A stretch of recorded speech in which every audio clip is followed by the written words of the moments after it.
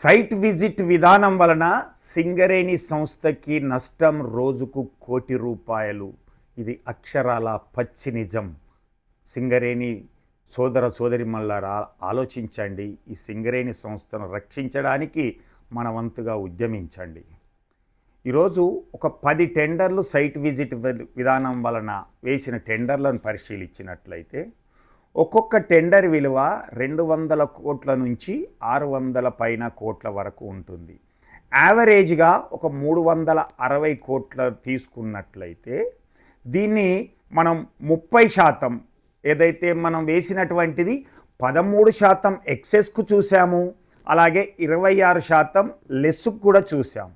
అంటే యావరేజ్లో మనకు ఉన్న డిఫరెన్స్ 39% అయితే యావరేజ్గా 30% తీసుకున్నట్లయితే ఈ 3,600 కోట్ల రూపాయలు దీన్ని 10 ప్రాజెక్టులకు చూసినట్లయితే 3,600 కోట్ల రూపాయల్లో 30% మనకు నష్టం జరిగినటువంటిది లెక్క వేసినట్లయితే 1,080 కోట్ల రూపాయలు ఈ 3 సంవత్సరాలలో ఓబీ టెండర్ వలన సింగరేణి సంస్థ ఎక్సెస్ ఎస్టిమేషన్ కాస్ట్ కంటే వేయడం వల్ల నష్టపోతుంది.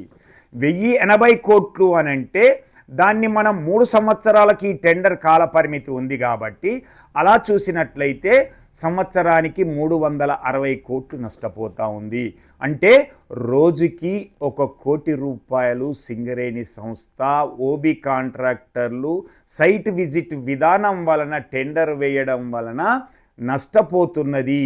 దీని వెనుక ఎవరి హస్తం ఉన్నది, ఎవరెవరికి వాటాలున్నాయి? చివరిగా సింగరేణి సంస్థ నష్టాల్లోకి నెట్టివేయాలని, ప్రైవేటు పరం చేయాలని, కాంట్రాక్టర్లకు కమిషన్లకు ఆశపడినటువంటిదే ఈ యొక్క సైట్ విజిట్ విధానమని తెలంగాణ బొగ్గని కార్మిక సంఘం స్పష్టం చేస్తుంది. గమనించమని కోరుతా ఉన్నాం. జై సింగరేణి, జై కేసీఆర్.